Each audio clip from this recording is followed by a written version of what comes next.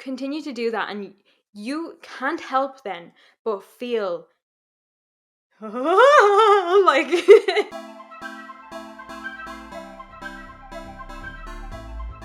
Hello and welcome back to the More to Life podcast, episode 13. This is a topic that I genuinely wish I heard more people speak about, but since I haven't heard anyone really speaking about it, I'm just gonna go ahead and do it myself. And I do think that this is a fantastic time to cover this topic because like ever since COVID hit, it has just felt like Groundhog Day for a lot of people. For most of us, we do the same things every day, nothing really changes, nothing extravagant happens, and it does just make you feel stuck. So, this particular episode has been designed to just spruce up your life and really help you find that fulfillment that you might feel is missing right now. But first, let's get into the win of the week. So the win of the week this week was actually quite tough to pick because there have been quite a few wins in the last 2 weeks since I put up the last episode. And I have also been tracking them like every single day. I've been writing down a win of the day. And that's made it a lot easier because at the start I was like, what's happened in the last 2 weeks? And I just had no idea. It was just making it a lot more difficult. But now that I'm tracking it every single day, I'm looking back at the last 2 weeks and I'm like, actually, a lot of good stuff has happened. So I'm gonna go with two. One of them is a win, but it wasn't all that much in my control. The other one is a win that was in my control. So the first one, I got my first vaccine. Oh god, I was so excited about this because I honestly did not think that that was gonna happen anytime soon. I wasn't expecting to be at the point where I'd get my vaccine until like September. So the fact that I've already gotten my first one, I'm just so happy about it. And it was the Pfizer. So 4 weeks after that, so I'm already like 10 days post first jab.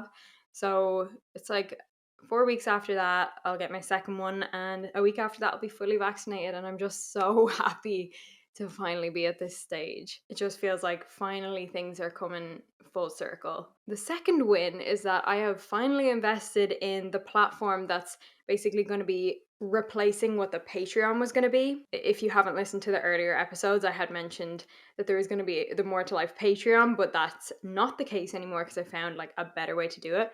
But it was a bit more of an investment for me, and I just wanted to make sure the time was right and that I was prepared.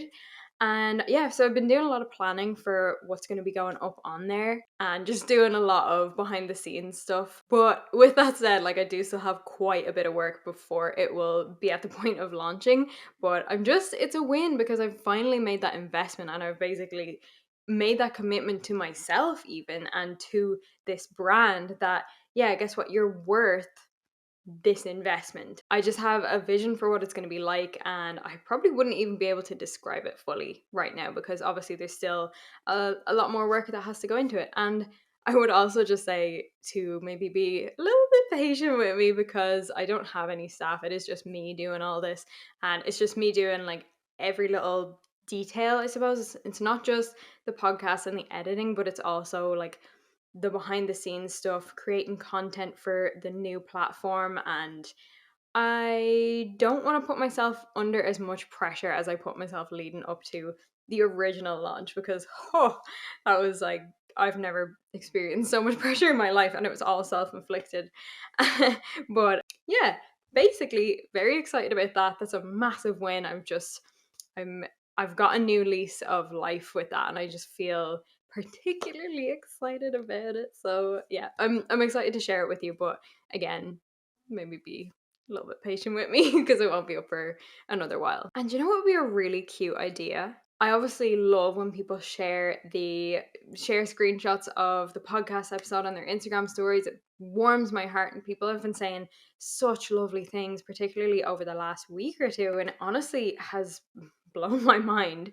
And what I would love to add to that is maybe share your win of the week or the win of the last 2 weeks or just what's gone on in your life recently that's like, hey, this is a fucking good thing. I'm delighted that this happened. So go ahead, share a screenshot of the episode on your Instagram story and share your win. Cause like how wholesome can you get? But I honestly just think that would be so amazing. And you just get the chance to share that positive energy with everyone in your life as well. And I would love to see what your wins are. Oh, I'm so here for it. All right, let's get into our main topic for today. So, today I'm going to be talking to you about how to avoid that feeling of like boredom and stuckness in your life, because we really are fed this idea of what a life is, right? You go to school obviously, and then you go to college and you study one particular thing, and then you go into career in that one particular path, and you do that one thing until you retire. And I think that's absolute bullshit. Absolute crap. And okay, I'm going to preface that by saying if that's what you want to do, by all means, do that.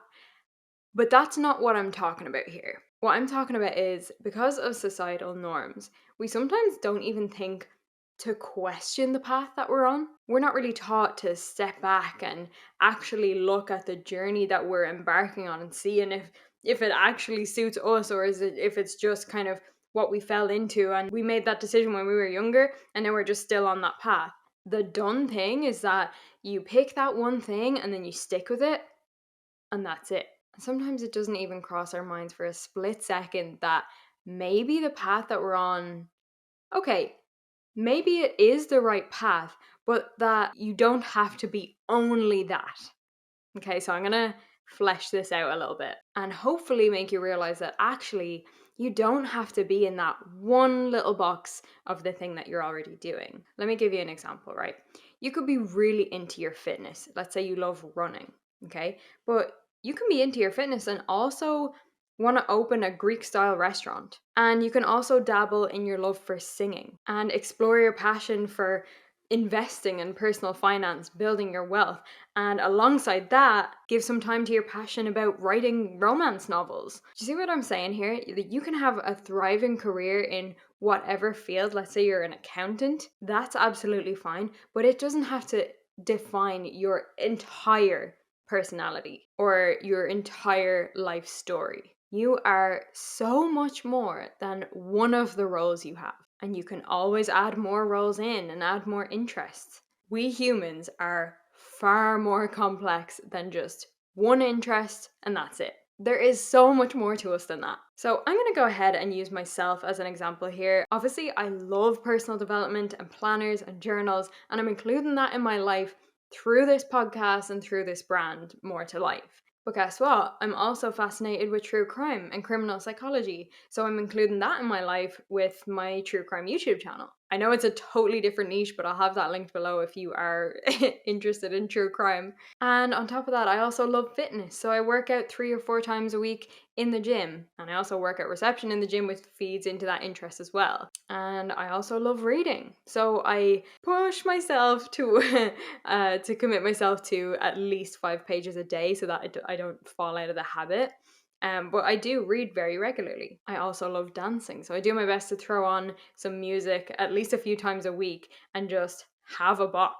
Like for no reason other than the fact that it makes me so happy and it lights me up. And all of those examples, that's only the beginning, really, because I'm also obsessed with investing and building my wealth. I love makeup. I love shopping. I love meeting new people. I love pole dancing. I love good food, self care practices, sleep psychology, dogs.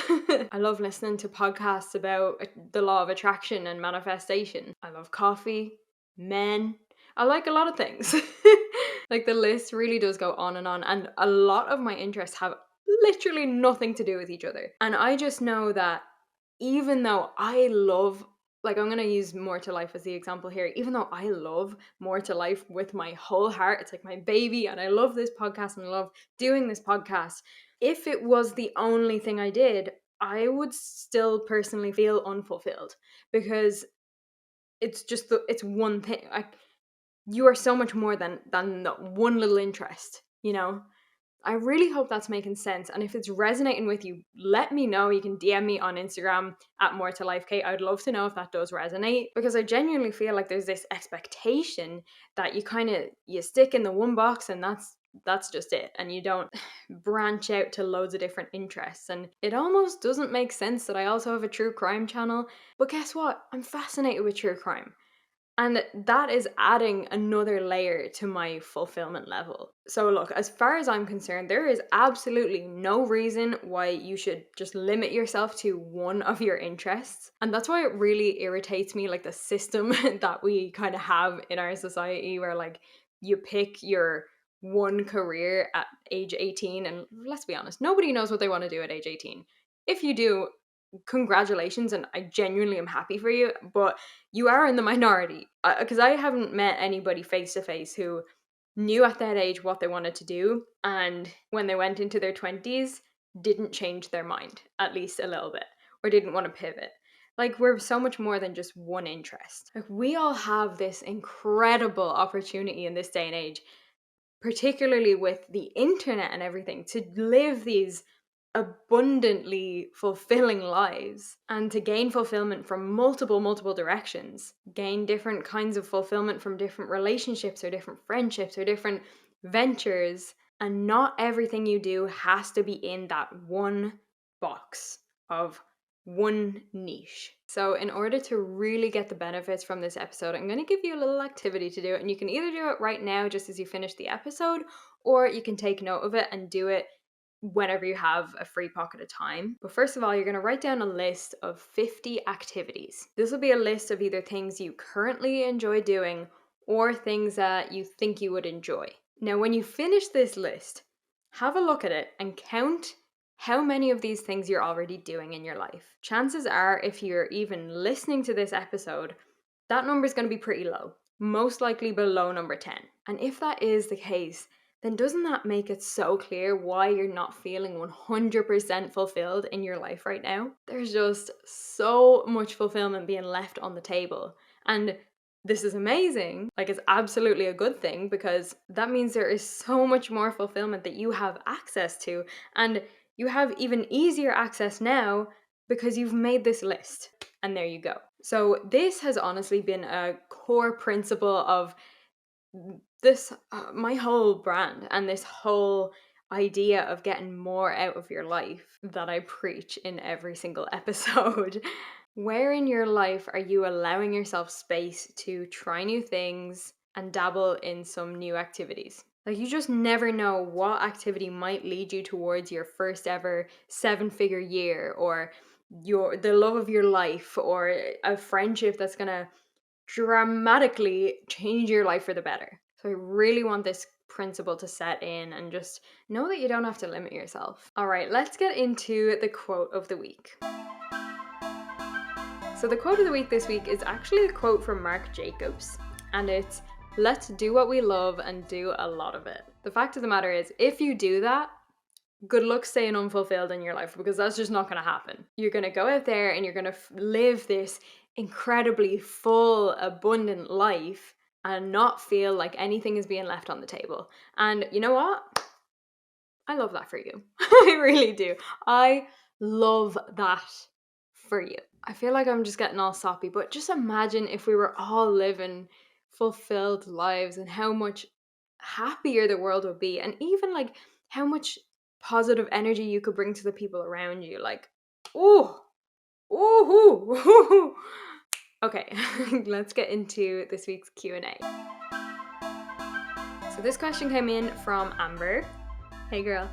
And Amber said, "Ooh, Kate, would love to hear you talk about taking leaps when you feel bored/stagnant." This is such a good question, because I know what that feels like, and you're like, you want to take this big leap, and you're like, but right now I just feel like I'm kind of stuck, and I feel like I'm stagnating. First of all, before I actually answer the question, I just want to give you and or whoever can relate to that some grace, and just recognize that even though you might be in a place where you're feeling that boredom and stagnation, kind of stuck feeling, there's still enough of a fire inside you that you want to take big leaps. And that is fucking amazing. And the fact of the matter is, for the most part, when we take big leaps in life, those big leaps are the thing that gives us that burning excitement and shifts us from that boredom and stagnating feeling. But in this case, it seems like something is just slightly off. And I don't say that to say that it's a bad thing or anything. It's absolutely not. Especially because these things can be so easily fixed, if you will. I don't like using the word fixed because nothing's broken, but you know what I mean. And by the way, if you're watching the video right now, I'm so sorry. I absolutely have to take off my jumper. It is hot in my room for literally no reason at all. Now, when it comes to taking that big leap, there are a few things. What will be absolutely transformational is getting this big leap to come from a place of burning excitement. Because otherwise, it will be not that it's impossible, but it will be a lot more difficult to really give it that oomph that you want to give it with. Give to it. Or whatever. Yeah, whatever. When you feel a bit meh, it's hard to really give it all the socks and all the balls that you need to give it. And that leads me to, okay, well, how are you going to get that excitement up? Because there are definitely ways to do this. Just because you don't feel overly excited about it right now does not mean that you're stuck in that feeling place. The first step is very action related. And I'm going to get you to take one action that really sets in stone and solidifies the fact that it is actually going to happen. That brings it from a figment of your imagination into the real world. And what I mean by that, I'll give you a few examples. Maybe for you, that means investing in a particular course or platform, like the platform that I just invested in. That's probably why that came to my mind. And I mean actually hitting buy now or check out, because that brings it into reality. Or maybe you want to sit down and create a step-by-step plan so that it's inevitable that it happens. Because sometimes there's a block with where we're at in that kind of bored, stagnating place and that next level of excitement, because on some level we might not fully believe that it is actually going to happen and that we're actually capable of doing it, or some form of that.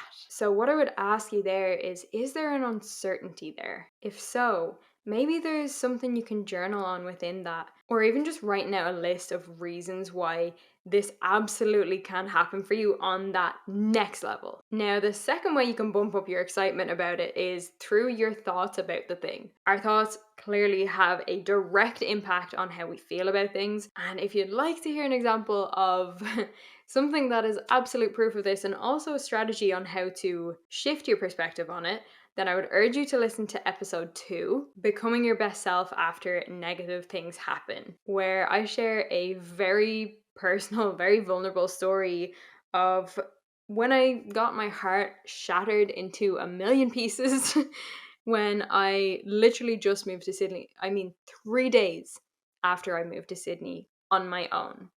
And I didn't know anybody in Sydney or Australia other than the guy that shattered my heart to pieces. And I was like, well, what the hell do I do now? I was like 13 hours ahead in time difference from all of my family and friends. And that could have broken me if I let it. So I ended up coming out the other side of that, like being genuinely grateful that it happened. And I, to this day, believe that it is one of the best things that ever happened to me. So, if you'd like tips on how to shift your perspective on something like that, go ahead and check episode 2 because I'll go into detail on that and on the whole story too. But in this scenario, when we're looking forward to something that hasn't happened yet, as opposed to looking at something that's already happened, I'm going to give you a little technique to use that I use all the time. It's basically talking to yourself, but strategically. So set a timer for 2 to 3 minutes and just talk. It could be like whispering to yourself or speaking out loud, whatever you're most comfortable with. Could be just talking in your head. But talk to yourself about why this leap is the most exciting thing you have ever done. For example, oh my god, I'm so excited to take this leap because even the fact that I've gotten to the point where I'm thinking about taking this leap means that I've up leveled as a person and I'm unlocking my next level just by doing this. And I'm so excited about how it's going to impact my career, and then go into detail on how it's going to impact your career. And I'm so excited about how it's going to impact my relationships, go into detail on how it's going to impact your relationships and why it's all so exciting.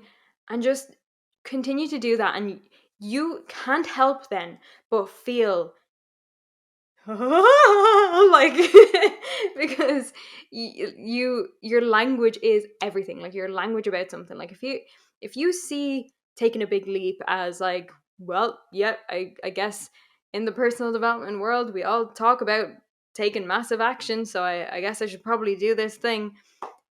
It's definitely not going to give you that fire in your belly. But like I said at the beginning of answering this question, you've definitely still got that fire in there, simply for the fact that you want to take that big leap. So to recap, what to do if you want to take a big leap, but you're in that place of just feeling bored and like you're stagnating. Let's shift where that energy is coming from. How do you do that?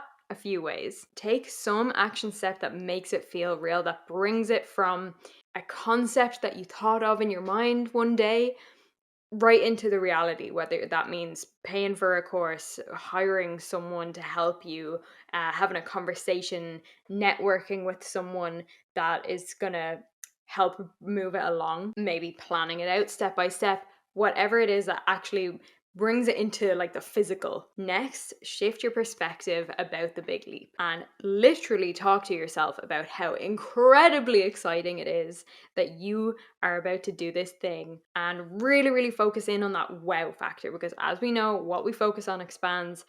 If we It's kind of a hard truth, but if we focus on that bored, stuck feeling, we're probably going to stay there for longer. But if we focus on the parts of this big leap that really like make us nearly shit ourselves with excitement, you know exactly what I'm talking about. Just create as much buzz around it as you possibly can. Lastly, then, if you do have some level of uncertainty about if you'll actually be able to do it or if it can actually happen for you, I would journal through what might be causing that. Has your subconscious taken on previous evidence of things not working out for you as its truth? And is that causing some kind of block for you? You know, there might even be an early life memory, a childhood memory attached to that same feeling of, you know, mustering up the courage to do something that feels big in the moment and the thing being taken away, or things not happening the way you wanted them to. So I would definitely encourage you to dive into that and see if there's anything that comes up for you around